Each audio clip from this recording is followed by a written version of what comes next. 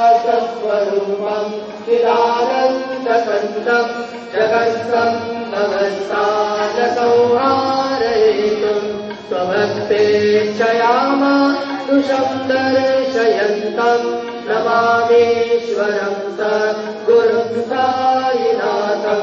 भवद्वान्तविक्रमं श्रमाकण्डवीर्यं परोवागतीतं मुनिर्जानगम्यं जगद्व्यापकं निर्मलं निर्गुणं त्वां नमामीश्वरं सद्गुरुं सायिनाथं भवाम्भोधिमण्डनार्चितानां स्वपादाश्रितानां स्वभक्तिप्रियाणां समुद्धारणार्थं प्रलौसं भवन्तं नमामीश्वरं सद्गुरुं सायिनाथं सदानिम्बवृक्षस्य मूलादिवासात् सुराश्राविणमुखे समाप्याप्रियन्तं करुं कल्पवृक्षाधिकं साधयन्तं नमामीश्वरं सद्गुरुं सायिनाथं सदा कल्पवृक्षस्य तस्यादिमूले भवद्भावबुद्ध्या सपर्यादिसेवा तृणां कुर्वतां मुक्तिप्रदन्तं नमामीश्वरं सद्गुरुं सायिनाथम् अनेकाश्रुतातरस्य लीलाविलासे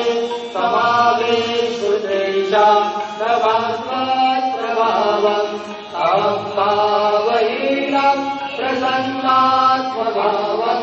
नमामीश्वरं सद्गुरुं सायिनाथं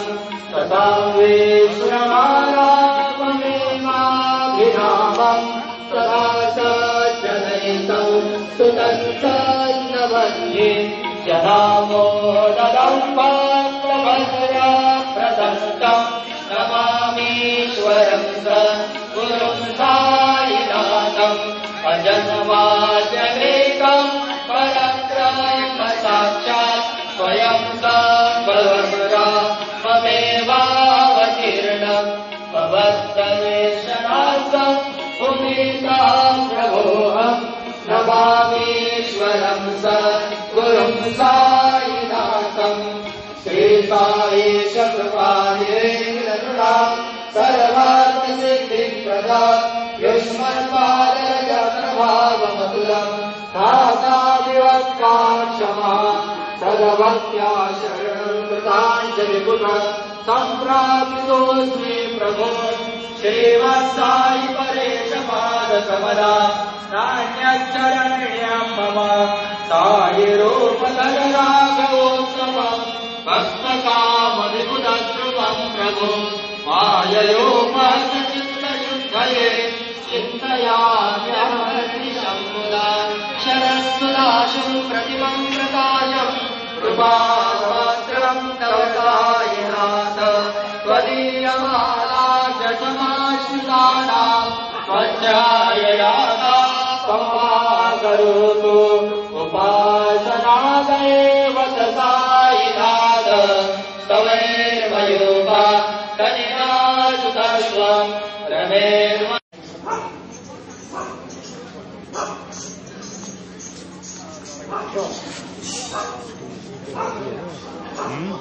शादी करा रहा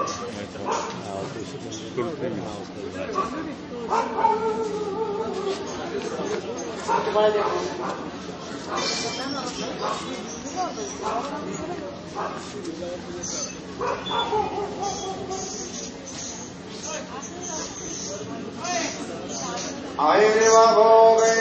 मृगेतिवाहुञ्जाया हेतिम्बरिमाधमाना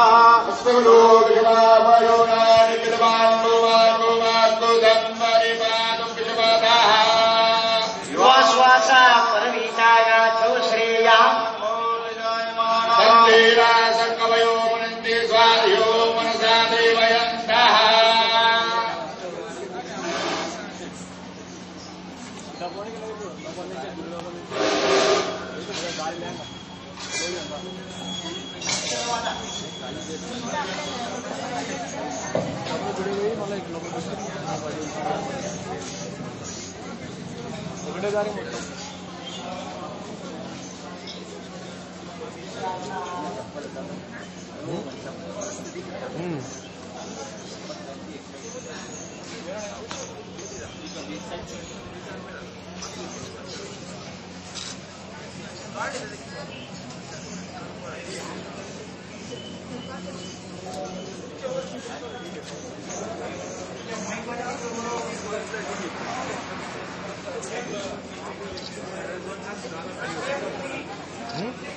मोठे एकदम क्लिअर मोठे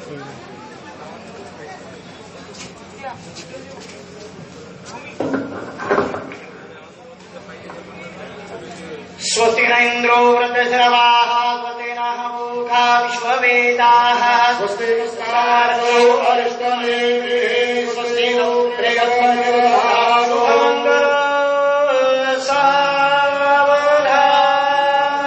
शिवतनय वरिष्ठम् सर्वकलयानमूरते वरजकमलहस्तम् शोभितम् मोदकेन अरुणविषवमाला व्यालम्बोदरम् च मम हृदय निवासम् श्रीगणेशम् नमामि वधूवरयोः शुभम् भवतु शुभम् भवतु शुभमङ्गल सावधान यम् ब्रह्मा वरुणेन्द्ररुद्रमरुता स्तुतवन्दिरे वैस्तवे वेदे सा कपलप्रमोपनिषदे गायन्ति यम् सा